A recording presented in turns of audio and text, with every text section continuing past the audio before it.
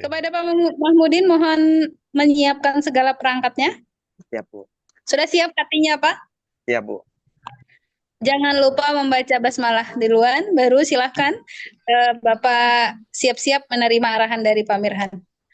Ujian ya. Kepada Bapak dipersilahkan dengan segala hormat. Baik, terima kasih Bu Sri Purwanti atas arahannya. Baik, untuk yang pertama ini saya akan mengadakan komunikasi dengan Pak Mahmudin. Kebetulan beliau ini ketua kelas, luar biasa. Koordinasinya dengan teman-teman luar biasa, sudah menyiapkan link Zoom juga, dan ini di recording. Nanti teman-teman yang butuh recording nanti tinggal hubungi ketua kelasnya saja, tinggal di editing ya. Seperti itu. Baik, yang pertama nih ke Pak Mahmudin. Karena ini kita berbicara tentang komprehensif, tentu saya akan mereview kembali apa-apa yang sudah Bapak Ibu dapatkan. Harapannya di ujian komprehensif ini menjadi cikal bakal nanti Bapak bisa memahami di ujian UKOM dan UP.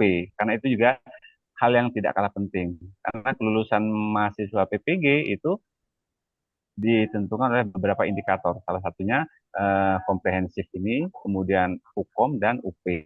Dan itu memang adalah satu kesatuan yang tidak bisa dipisahkan. Nah, hari ini Bapak Ibu di ujian kompre menurut jadwal kita memang harus menghadirkan guru pamong dan dosen. Tadi sudah disampaikan Bu Sri, Bu Nirvanya lagi ada tamu, beliau insya Allah nanti hadir di akhir memberikan penguatan-penguatan. Baik, untuk Pak Mahmudin dan mungkin teman-teman juga nanti bisa menyimak terkait teori belajar. Mengapa hal ini penting? Karena teori belajar itu adalah salah satu fondasi yang kuat kita sebagai guru. Nah, menurut Pak Mudin, teori belajar apa nih yang Pak Mudin gunakan dalam menyusun rancangan pembelajaran dalam perangkat?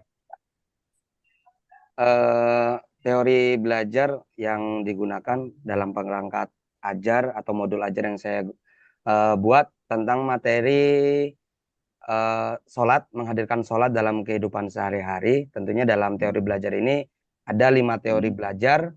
Ada teori belajar sosial atau social learning theory, ada juga teori belajar konstruktivisme, dan juga teori belajar kognitif, behaviorisme, dan juga teori belajar humanisme. Kalau teori belajar sosial itu sendiri, pembelajaran yang terjadi melalui observasi, imitasi, dan modeling, belajar dari melihat perilaku orang lain serta konsekuensi dari perilaku tersebut. Kemudian dalam penerapannya bisa dengan menunjukkan video atau langsung memperagakan gerakan sholat yang benar, mengamati dan kemudian meniru gerakan dengan bacaan sholat yang tepat, menggunakan siswa yang lebih mahir sebagai model untuk memperagakan praktik yang benar yang kemudian diikuti oleh siswa yang lain. Untuk teori belajar konstruktivisme, itu teori belajar yang dipelopori oleh Jean Piaget dan Lev Vygotsky, menyatakan bahwasanya pembelajaran membangun pengetahuan secara aktif oleh siswa berdasarkan pengalaman mereka sendiri. Pengetahuan tidak hanya ditransfer dari guru, tapi juga siswa itu mengalami melalui interaksi dengan lingkungan. Pengalaman-pengalaman yang ada di lingkungan mereka, baik itu di sekolah, di rumah, maupun di lingkungan sosial yang lain. Seperti contoh, guru memberikan masalah nyata tentang sholat yang perlu dipecahkan oleh siswa. Contoh mengapa gerakan tertentu dilakukan dengan cara tertentu. Kemudian siswa didorong untuk berdiskusi dalam kelompok, mencari informasi tambahan, dan juga membangun pemahaman bersama tentang materi sholat yang sedang dipelajari. Untuk teori kognitif yang dikemukakan oleh Jerome Bruner dan David Ausubel, itu bahwasanya pembelajaran proses internal yang melibatkan perhatian, persepsi, memori, dan pemikiran. Fokusnya adalah pada bagaimana informasi diproses dan disimpan di dalam otak. Lanjut Pak Mahmudin ya. Ya, tadi sudah beberapa teori belajar yang sudah Pak Mahmudin sampaikan, apa itu konstruktif, behavioristik, sosial. Nah, kemudian nih, bagaimana Pak Mahmudin menerapkan teori-teori tersebut dalam praktik pembelajaran di kelas, Pak? Dalam pembelajaran di kelas, teori-teori Hmm. tersebut tentunya saya menghadirkan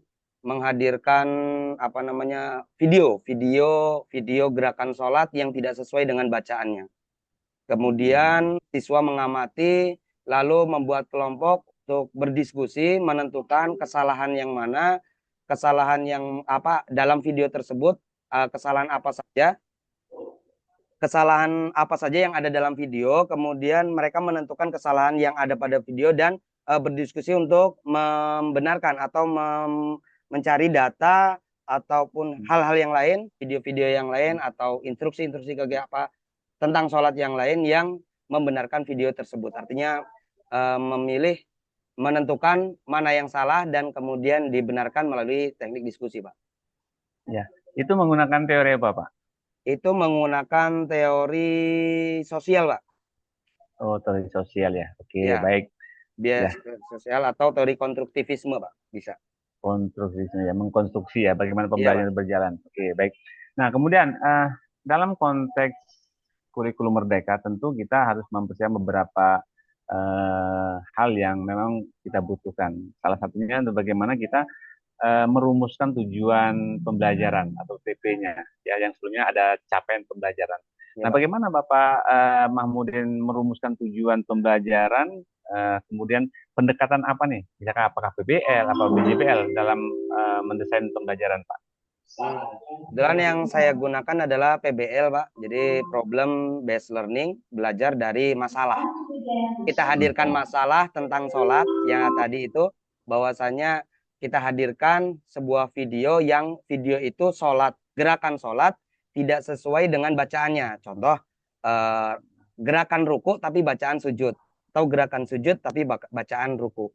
Nah itu jadi kita kasih problem, kita kasih masalah kepada anak, kemudian anak itu berpikir, bernalar kritis, bersama rekan-rekan membentuk kelompok untuk menentukan ternyata ini gerakan salah begitu. Kemudian mereka membenarkan atau mengkoreksi gerakan-gerakan yang salah tersebut sehingga menjadi gerakan yang benar. Oke, baik. Ya, betul. Nah, kemudian Pak Mahmudin, pada saat kita sudah mendesain pembelajaran PBL, ya, problem based learning, tentu kita kan nanti ada asesmen yang kita lakukan. Apakah itu asesmen kognitif atau asesmen sumatif, formatif. Eh, nah, tentu asesmen itu dia akan mendapatkan nilai yang maksimal kalau kita menggunakan HOTS, metode HOTS. Nah, menurut Bapak, apa itu metode HOTS itu, Pak? Metode HOTS itu metode yang disesuaikan, Pak. Metode HOTS itu metode yang disesuaikan, artinya apa sih kepanjangannya, lupa saya. Metode HOTS belajar dari pertanyaan yang diajukan, dirancang untuk mendorong siswa berpikir kritis tadi, Pak. Seperti apa yang Nah, Anda betul. ketahui tentang dampak sholat dalam kehidupan sehari-hari, gitu-gitu, Pak. Jadi mendorong siswa untuk berpikir kritis atau bernalar kritis. Nah, iya. Jadi asesmen HOTS itu high order thinking skill. Ya, high Bagaimana? order thinking skill. Nah, jadi dalam membuat soal asesmen kita jangan sampai sebagai guru agama hanya silakan sebutkan, tapi bagaimana kita mengajak anak berpikir kritis dengan apa? Dengan pertanyaan bagaimana, analisis. Nah, jadi lebih itu. Kenapa? Basic dari kurikulum merdeka itu bagaimana kita mengajak anak untuk berpikir kritis. Kita gali kritis, pemikiran kritis anak-anak. Baik. Kemudian selanjutnya terkait rancangan modul project P5 nih, Pak.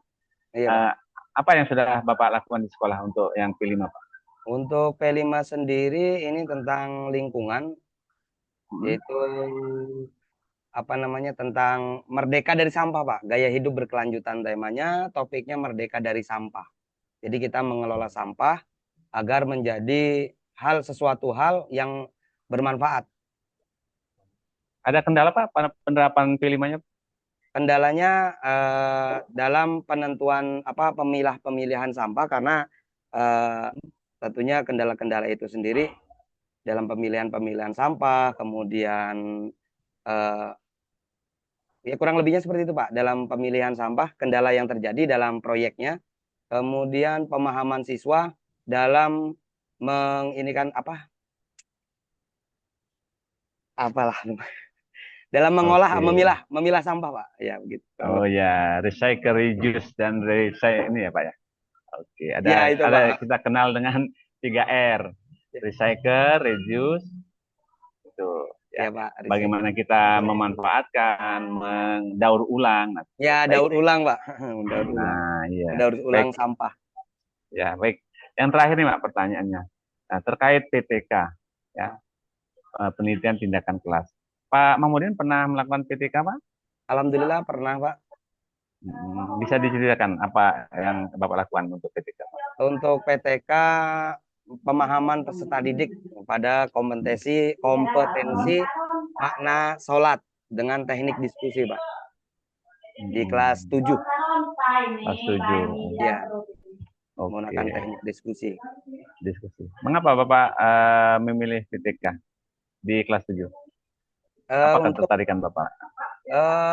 Karena melihat antusiasme siswa dalam pembelajaran, metode pembelajarannya, kemudian hasil daripada pembelajaran peserta didik.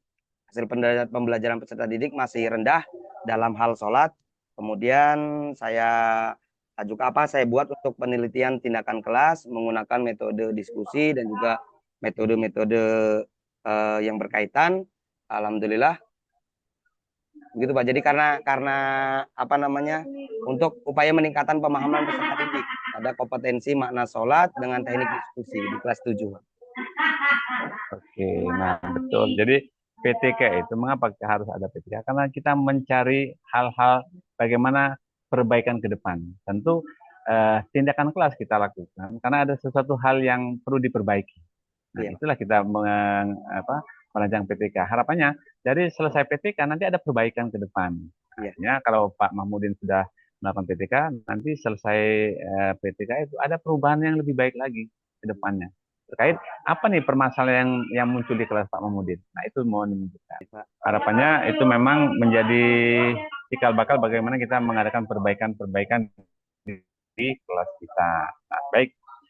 Kendala apa Pak yang Bapak hadapi pada saat membuat PTK Pak?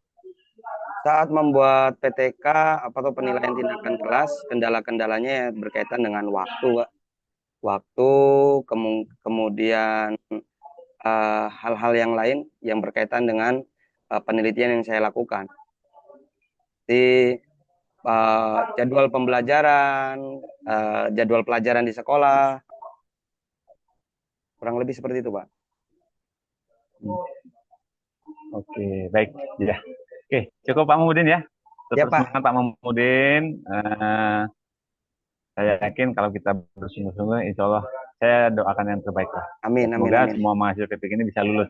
Amin, Jangan amin. kecewakan Pemda yang sudah memberikan kepercayaan kepada kita.